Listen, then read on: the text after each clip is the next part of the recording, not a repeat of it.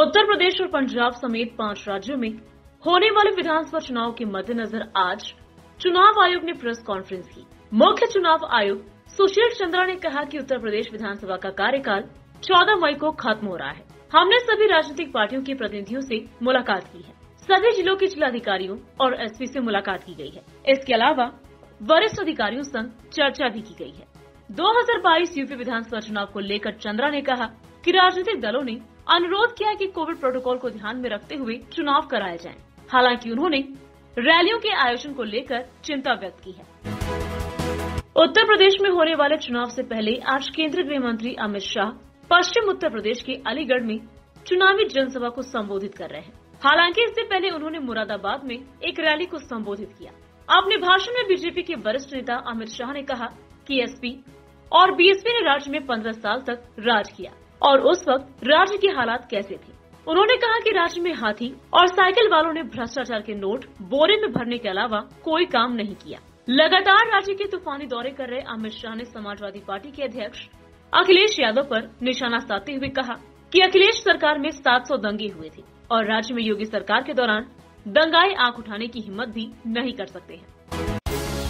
चंडीगढ़ नगर निगम चुनाव में आम आदमी पार्टी ने सबसे अधिक 14 सीटें जीती हैं। इस जीत की खुशी में आज शहर में आम आदमी पार्टी रोड शो निकाली गई।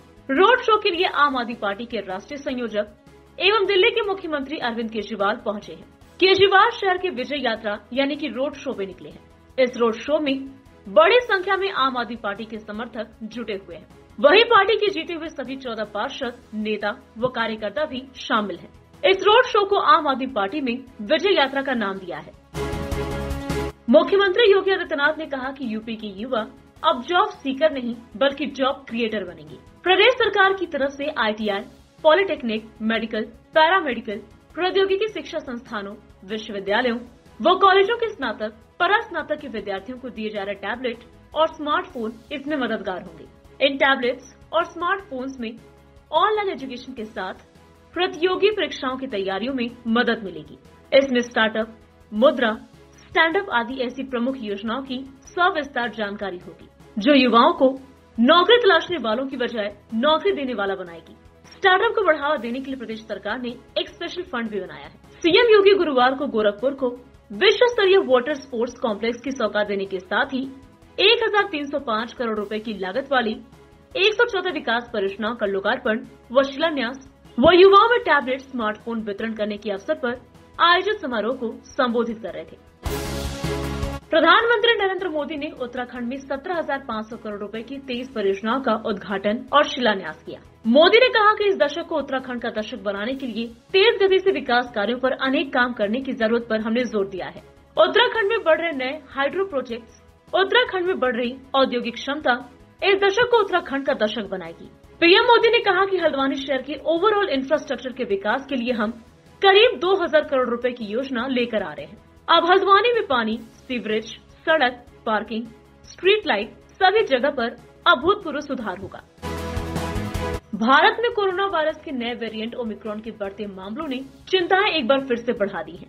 कोरोना के मामलों में अचानक वृद्धि के बाद केंद्र सरकार सतर्क हो गई है। खतरे को देखते हुए सरकार ने 8 राज्यों को पत्र लिखकर बताए निर्देशों का पालन करने के लिए कहा है। केंद्रीय स्वास्थ्य सचिव राजेश भूषण ने दिल्ली, हरियाणा, तमिलनाडु, पश्चिम बंगाल, महाराष्ट्र, गुजरात, कर्नाटक और झारखंड को पत्र लिखकर राज्यों को कोरोना जांच बढ़ाने और अस्पताल स्तर की तैयारियों को मजबूत करने, टीकाकरण की गति और कवरेज बढ़ाने की सलाह दी है।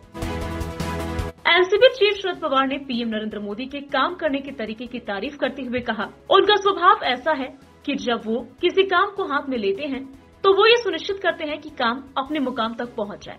इसके साथ ही उन्होंने इस बात की भी ओर इशारा किया कि वर्ष 2004 से लेकर 2014 के दौरान यूपीए के शासनकाल में नरेंद्र मोदी के खिलाफ बदले की राजनीति करने की कोशिश हुई थी। उन्होंने कहा कि मैंने उनके खिलाफ प्रतिशोध की राजनीति का हमेशा विरोध किया, लेकिन यूपीए गठबंधन के कुछ लोगों ने गुजरात सरकार के कुछ लोगों के खिलाफ कठोर कदम उठाए। जम्मू कश्मीर के कुलग्राम और अनंतनाग जिलों में अलग अलग एनकाउंटर में 6 आतंकवादी मारे गए। ये सभी आतंकी संगठन जैश-ए-मोहम्मद से जुड़े हुए थे। अभी तक 4 आतंकियों की पहचान हुई है, जिनमें 2 पाकिस्तानी और 2 स्थानीय हैं। मारे गए 2 स्थानीय आतंकवादियों की पहचान निसार अहमद खांडे, और मुफ्ती अल्ताफ के रूप में हुई है।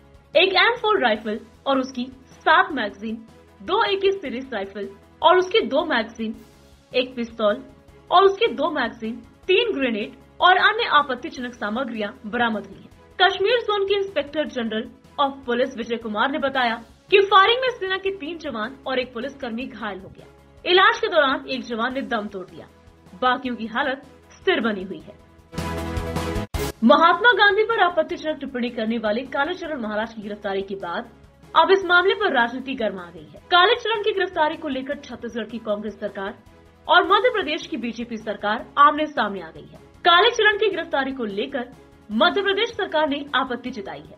छत्तीसगढ़ पुलिस की कार्यवाही पर मध्य प्रदेश के गृह मंत्री नरोत्तम मिश्रा ने सवाल उठाए हैं। उन्होंने गिरफ्तारी की कार्यवाही को गलत करार देते हुए संघीय ढांचे के खिलाफ बताया है। वहीं छत्तीसगढ़ के मुख्यमंत्री भूपेश बघेल ने पुलिस के एक्शन को जायज ठहराया और मध्य प्रदेश के गृह मंत्री नरोत्तम मिश्रा पर तंज कसा।